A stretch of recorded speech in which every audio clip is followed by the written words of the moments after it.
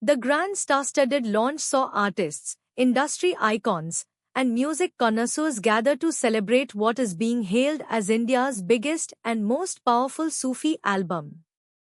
To name a few were Neeraj Bhatia, Vipin Pathania, Smita Gondkar, Abhimanyu Singh, Sargam Singh, Vipul Roy, Amir Ali, Umar Riaz, Sonia Birje and many more.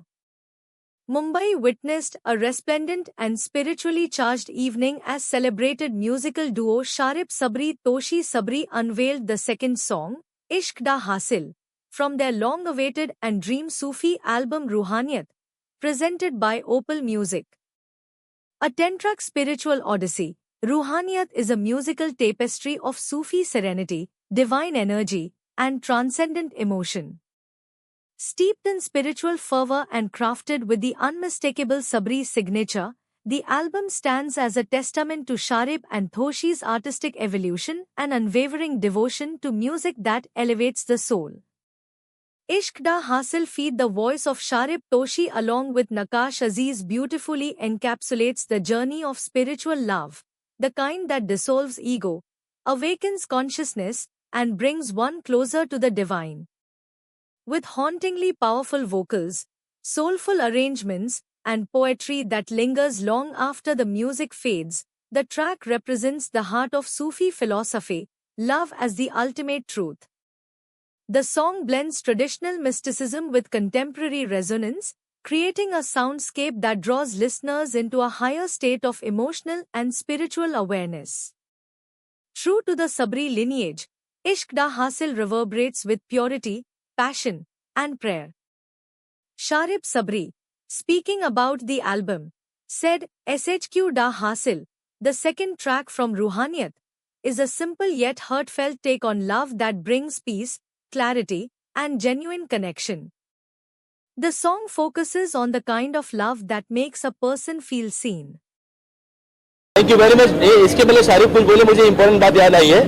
पहला गाना crossed 14 millions जो हमने release किया था 8 दिसंबर को, और दूसरा गाना कुछ ही घंटों पे trending on Instagram, on reels and YouTube views also. And it's a great thing कि हमारे लिए, हम एक्चुअली गाना रिलीज करके थोड़ा डिस्कस कर रहे थे, बैठे थे, अचानक हमको एक मैसेज आता है कि the song is trending. So it's a great feeling जब आपकी मेहनत और आपका बनाया हुआ बेबी ग्रो करता है और आप उसे बड़ा होते हुए देखते हो तो बहुत अच्छा लगता है. All thanks to my elder brother, my elder wolf mister Neeraj Bhatia. And बस मुझे यही बोलना था, बाकी शारिप अभी कैरी फॉरवर्ड करेंगे. क्या सवाल करना पड़ेगा यार?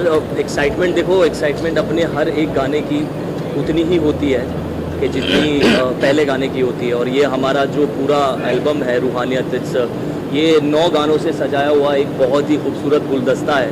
तो आज उस गुलदस्ते में से एक दूसरा फूल निकाल कर हमने आपके सामने रखा है.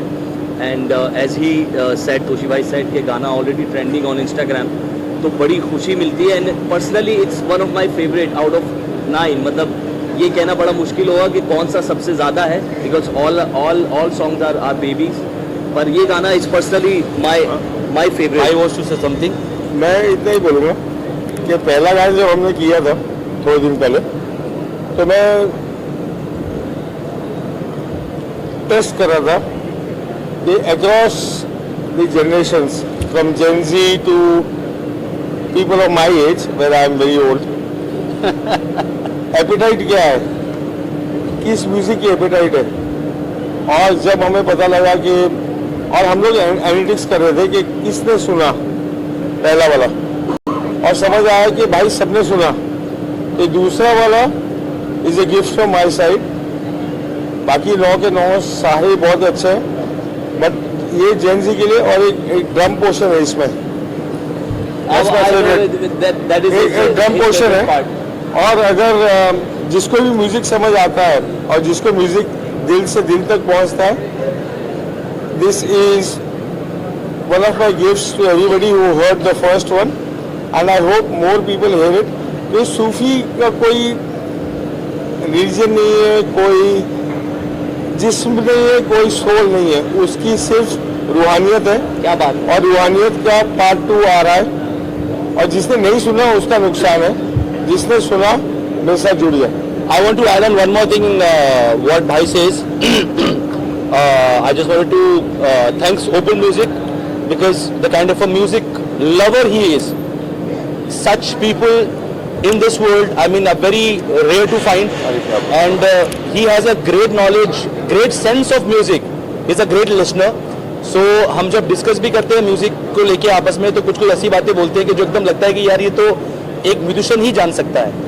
तो ये नए लोगों के लिए ग्रेट म्यूजिशियन, इनको रागों के बारे में मालूमात है, इनको all the new people who are working hard in this industry, Opal welcome them like open heartedly, and दोनों बाहें फैलाकर Opal उनका स्वागत करता है। एंड हमारी भी यही कोशिश है कि हम जितना ज़्यादा रॉ टैलेंट और जितने नए लोगों को एक बड़ा मंच और एक बड़ा प्लेटफॉर्म दे सकें, जैसे हमने रूहानियत 1 में भी एक नई आवाज़ को इंट्रोड्यूस किया है। So thanks to open music. This song मैं एक ही बात बोलूँगा, जिसमें सुर है और रूह है, they are always welcome. Nakash, obviously Nakash के बारे में मैं बोलूँगा। We feature Nakash Aziz in this song, and Nakash ने भी बड़ा ही खूबसूरती से गाया है। दो उसके जॉनरा से हट के ये थोड़ा गाना है, so we tried and experimented with his voice and it's came out very beautiful. Nakash is not here, we're missing Nakash. He's performing in Kolkata. So thank you Nakash to giving your voice, and thank you Opal Music once again. And इस गाने में entire team, Sharif Toshi's entire team, our music the team, entire our audio team as well. yeah. And इस गाने में एक word use किया है हमने, इनफैक्ट एक लाइन पूरी यूज़ की जो कि फारसी की लाइन है। So we wanted to introduce the real authentic Sufi culture to our Gen Zs, because Sufi is not that Sufi जो हम आजकल सुन रहे हैं, जो हम शायरी में सुन रहे हैं। Sufi belongs from the roots, हज़रत अमीर खुसरो रहमतुल्लाह अलैह के ज़माने से चला आ रहा है।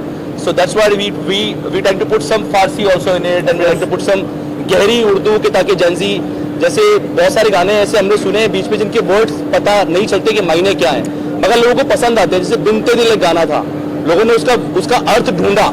सो हमारी भी ये कोशिश है कि हम कुछ नया दें और कुछ नया सुनाए लोगों को। चैट जीपीटी है ना भाई, आज बाकी चैट जीपीटी बाकी क्या कर दे। पता लग गई है पहला गाना रिलीज होने के बाद। एज नीरज भाई said, and I am adding on to this, is a great guy and a great businessman. तो उन्होंने जो एपेटाइट की जो बात कर रहे थे, तो लोगों की भूख है